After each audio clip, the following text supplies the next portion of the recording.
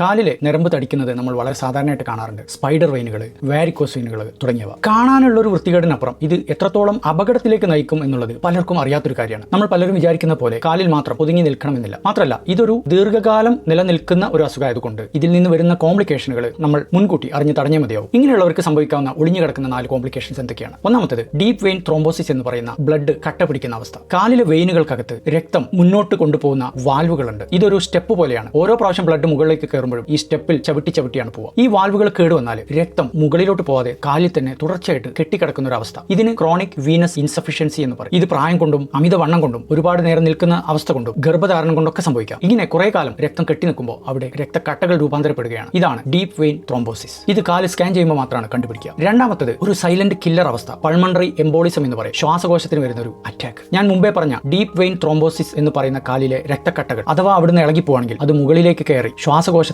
രക്തധമനികളിൽ പോയി അടഞ്ഞുകൂടുമ്പോൾ ശ്വാസകോശത്തിനൊരു അറ്റാക്ക് സംഭവിക്കുന്നുണ്ട്. അതാണ് പൾമണറി എംബോളിസം. ഇത് സൈലന്റ് ആയിട്ട് സംഭവിക്കുന്നു. പെട്ടെന്ന് കുഴഞ്ഞു വീണുള്ള മരണസാധ്യത വളരെ കൂടുതലാണ്. മൂന്നാമത്തെ അവസ്ഥ വീനസ് അൾസറുകൾ എന്ന് പറയും. കാലിലെ വെയിനുകളിലെ രക്തം അടിഞ്ഞുകൂടി അവിടുത്തെ പ്രഷർ കൂടുകയാണ്. ഇത് കാരണം അവിടെയുള്ള കുഞ്ഞു രക്തധമനികളായ കാപ്പിലറി ലീക്കായി പോവാണ്. അതുപോലെ വെളുത്ത രക്താണുക്കൾ ട്രാപ്പ് ചെയ്യപ്പെടുകയാണ്. അതിൽ നിന്നും ഉൽപ്പാദിപ്പിക്കപ്പെടുന്ന എൻസൈമുകൾ സ്കിന്നിനെയും കോശങ്ങളെയും നശിപ്പിക്കുകയാണ്. അതുപോലെ തന്നെ കോശങ്ങളിൽ വിട്ടുമാറാത്ത നീർക്കെട്ട് സംഭവിക്കുന്നു. ടിഷ്യൂ ഇസ്കീമിയ സംഭവിക്കുന്നത് കാരണം വേണ്ടത്ര ഓക്സിജനും ന്യൂട്രിയൻസും കിട്ടാതെ വരികയാണ്. അത് കാരണം തൊലിപ്പുറത്ത് കളർ വ്യത്യാസങ്ങൾ വരികയാണ്, ചൊറിച്ചിൽ വരികയാണ്, വീനസ് അൾസർ എന്ന് പറയുന്ന വിട്ടുമാറാത്ത മുറിവുകൾ സംഭവിക്കുകയാണ്. നാലാമത്തെ പ്രശ്നം ഹാർട്ട് ഫെയിലിയർ ആണ്. വെയിനുകളിൽ നിന്നും എങ്ങനെയാണ് ഹാർട്ട് ഫെയിൽ ആവുക? സത്യത്തിൽ വെയിനുകളും ആർട്ടറികളും ഒരു സിസ്റ്റത്തിന്റെ ഭാഗമാണ്. ശുദ്ധരക്തവും അശുദ്ധരക്തവും പോകുന്ന രക്തധമനികൾ കണക്റ്റഡ് ആണ്. പഠനങ്ങൾ കാണിക്കുന്നത് ഇതുപോലുള്ള വെയിൻ പ്രശ്നങ്ങൾ ഉള്ളവർക്ക് ഹാർട്ട് ഫെയിലിയറിന്റെ സാധ്യത 2 ഇരട്ടി കൂടുതലാണ്. സ്ട്രോക്കിനുള്ള സാധ്യത കൂടുന്നുണ്ട്. പെരിഫറൽ ആർട്ടീരിയൽ ഡിസീസ് എന്ന് പറയുന്ന ശുദ്ധരക്തധമനികളുടെ പ്രശ്നങ്ങളും സംഭവിക്കാം. ഇങ്ങനെ ഹാർട്ട് ഫെയിലിയർ വരുന്നതിന്റെ ഒരു പ്രധാന കാരണം വിട്ടുമാറാത്ത ക്രോണിക് ഇൻഫ്ലമേഷൻ നീർക്കെട്ടാണ്. അത് കാരണം ശരീരത്തിൽ CRP കൂടുന്നുണ്ട്. കാലക്രമേണ അഥിറോസ്ക്ലിറോസിസ്, അതുപോലെ എൻഡോതീലിയൽ ഡിസ്ഫങ്ഷൻ തുടങ്ങി രക്തധമനികളുടെ പ്രശ്നങ്ങൾ ആരംഭിക്കുകയായി. മാത്രമല്ല, ഇങ്ങനെയുള്ള പല വ്യക്തികൾക്കും അമിതവണ്ണവും ഷുഗറും സ്മോക്കിംഗ് ഒക്കെ ഉള്ളത് കാരണം ഈ അസുഖം കൂടുകയാണ്.